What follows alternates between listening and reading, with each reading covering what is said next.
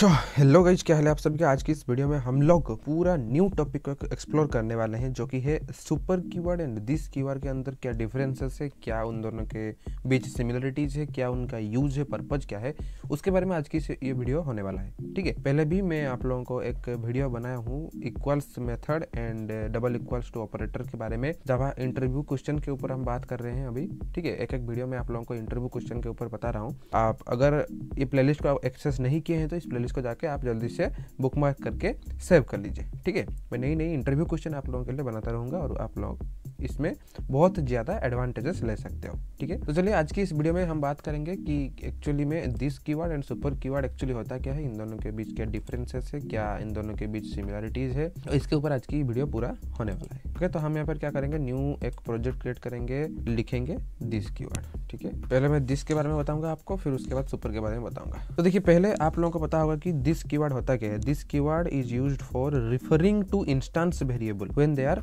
Shadowed by local variable. Referencing to instance variable के लिए ये ज्यादातर यूज किया जाता है। This keyword is used for calling another constructor in the same class and it is also used for returning the current object also.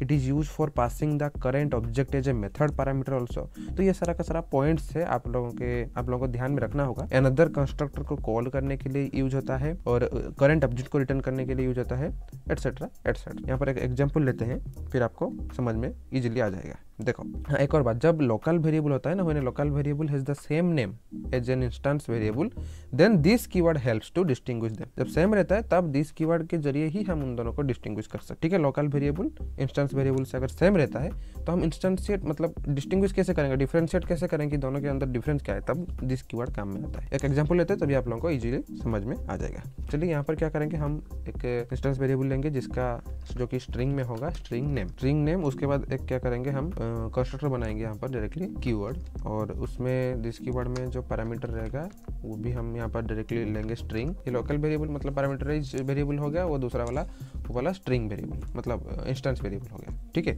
तो यहाँ पर हम क्या करेंगे, directly this dot name equal to name. ठीक है, इसका मतलब क्या है, this dot name equal to name, ये जो स्टेटमेंट है इसका एक्चुअल मीनिंग क्या है। ठीक है, ये तो पहले वाला था, ये तो आपको पता होगा इंस्टेंस वेरिएबल है। ठीक है, नॉन स्टैटिक वेरिएबल है, बट यहाँ पर हम क्या कर रहे हैं, पैरामीटराइज वेरिएबल हम डिक्लेयर कर लिए यहाँ पर। तो यहाँ पर इसके अंदर कंस्ट्रक्टर के अंदर दिस डॉट नेम का मतलब क्या है। दिस डॉट नेम मतलब दिस जो कीवर्ड है ये किसको रेफर करता है, दिस कीवर्ड करंट ऑब्जेक्ट मतलब करंट क्लास का ऑब्जेक्ट के हिसाब से ये काम करता है। ठीक है, मतलब डायरेक्टली दिस डॉट नेम किसको डिनोट्स करता है, दिस डॉट नेम डिनोट्स करता है इंस्टेंस वेरिएबल को, ये वाला वेरिएबल को दिस डॉट नेम डिनोट करता है। So this dot name equal to name ensure the instance variable name is assigned the value from the constructor. This one name is assigned the value from the constructor। Parameterize variable में जो भी value store होगा वो directly कहाँ पर आके assign होगा, इसके थ्रू असाइन होगा। तो ये वाला नेम हो गया पैरामीटराइज वेरिएबल, मतलब पैरामीटराइज वेरिएबल मतलब ये वाला वेरिएबल जनरली कहाँ पर सर्च करेगा, ये कंस्ट्रक्टर का जो ब्लॉक है उसके अंदर ये सर्च करेगा कि भाई कोई लोकल वेरिएबल अवेलेबल है या फिर नहीं है। लोकल वेरिएबल तो नहीं है बट पैरामीटराइज वेरिएबल है, तो ये डायरेक्टली पैरामीटराइज वेरिएबल की वैल्यू को यहाँ पर पुट करेगा और directly instance variable this dot name मतलब इंस्टेंस वेरिएबल को डायरेक्टली असाइन कर देगा। ठीक है, यहाँ पर मैं कमेंट में लिख देता हूँ आपको बेटर अंडरस्टैंडिंग के लिए। यहाँ पर this refers to instance variable, this refers to the instance variable. ठीक है, और ऊपर वाला जो है वो लोकल वेरिएबल या फिर पैरामीटराइज वेरिएबल, पैराम वेरिएबल, ये भी हम यहाँ पर बोल सकते हैं। ठीक है, चलो नेक्स्ट क्या करेंगे, हम डायरेक्टली यहाँ पर वॉइड डिस्प्ले, इसमें एक मेथड बनाएंगे जो कि डिस्प्ले करेगा। ठीक है, वॉइड डिस्प्ले हो गया और यहाँ पर डायरेक्टली इसके बॉडी में हम क्या करेंगे, system dot out dot println लिख लेंगे। ठीक है, और यहाँ पर क्या लिखेंगे, स्टूडेंट नेम। ठीक है, स्टूडेंट नेम यहाँ पर लिखेंगे जिसको डायरेक्टली वो प्रिंट करेगा। स्टूडेंट का नेम क्या रहेगा, यहाँ पर कौन सा नेम होगा, हम इंस्टेंस वेरिएबल को यहाँ पर प्रिंट करेंगे, इसीलिए हम डायरेक्टली अगर नेम लिखेंगे यहाँ पर तो क्या दिक्कत होगा, आप लोगों को पता होगा। नेम अगर प्रिंट करेंगे तो इसका मतलब कौन सी वेरिएबल का जो वैल्यू है यहाँ पर पुट होगा, पता है आपको, इंस्टेंस वेरिएबल। ठीक है, इंस्टेंस वेरिएबल का वैल्यू यहाँ पर पुट होगा। अगर मान लो यहाँ डिस्प्ले के अंदर मान लो कोई भी एक लोकल वेरिएबल हम अगेन बनाएंगे यहाँ पर। ठीक है, लोकल वेरिएबल अगर हम यहाँ पर ले लेंगे इंट नेम।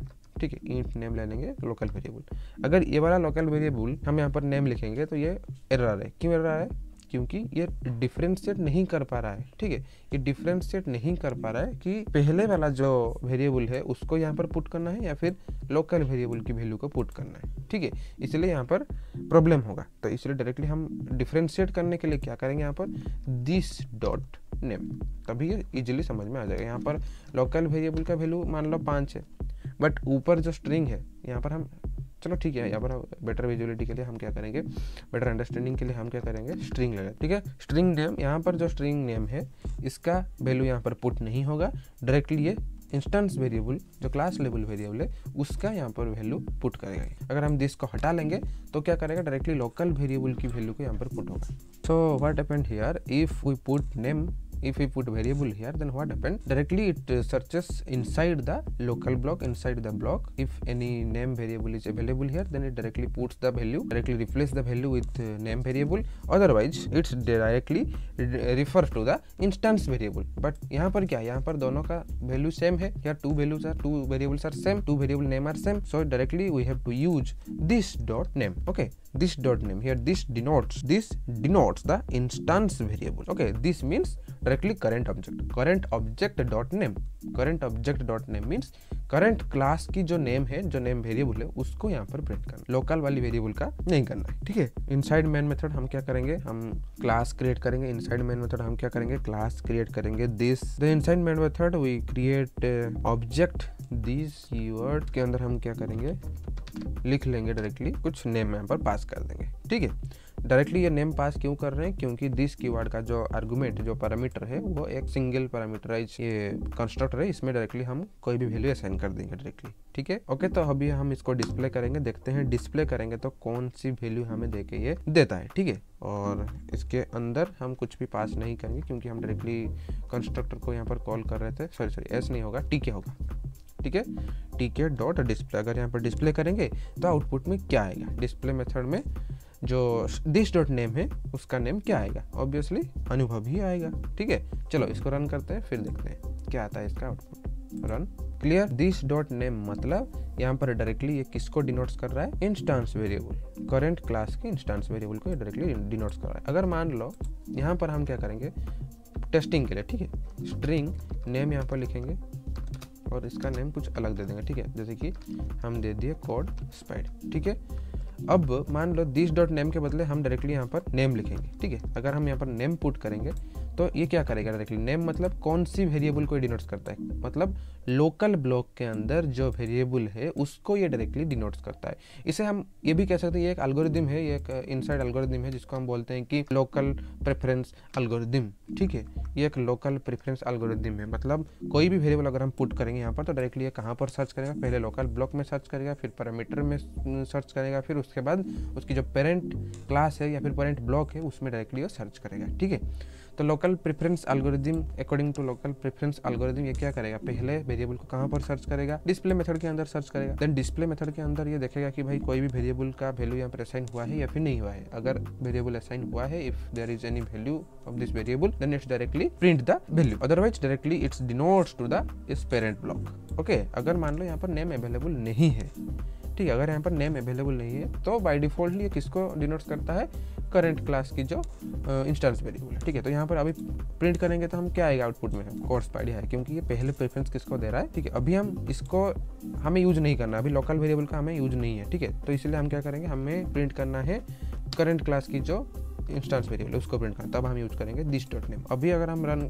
करेंगे तो इसको क्या आएगा, डायरेक्टली आउटपुट में अनुभव ही आएगा, क्योंकि हम डायरेक्टली किसको डिनोट्स कर रहे हैं, इंस्टेंस वेरिएबल को हम डिनोट्स कर रहे हैं, ठीक है। ये डिफरेंशिएट करता है, मैंने आपको पहले बताया था ना कि ये डिफरेंशिएट करता है, ये किसके अंदर, इंस्टेंस वेरिएबल के अंदर रेफरेंस डायरेक्टली ये रेफरेंस देता है इंस्टेंस वेरिएबल को और डिफरेंशिएट करता है कि लोकल वेरिएबल और साथ ही साथ इंस्टेंस वेरिएबल के अंदर डिस्टिंग्विश करने के लिए हेल्प करता है, ठीक है। क्लियर, आई थिंक आप लोगों को ये वेरिएबल क्लियर। और एक बात, विदाउट दिस, ठीक है, without this keyword Java assume name equal to name, मतलब यहाँ पर अगर दिस कीवर्ड यूज नहीं करेंगे तो नेम ये किसको डिनोट करता है, डायरेक्टली नेम लोकल वेरिएबल को ही डिनोट्स करता है, जिसका कोई भी इफेक्ट नहीं है, कोई भी एडवांटेजेस नहीं है बोल, ठीक है। क्योंकि हम पेरेंट क्लास को तो नहीं कॉल कर पा रहे हैं, इसके लिए हमें दोबारा से ऑब्जेक्ट क्रिएट करना होगा, तो बहुत सारा वहाँ पर झंझट है। डायरेक्टली दिस कीवर्ड बहुत यूजफुल है करंट क्लास की ऑब्जेक्ट को रेफरेंस देने के लिए, करंट की इंस्टेंस वेरिएबल को रेफरेंस देने के लिए, even if we want to call any constructor, then also this keyword is very useful.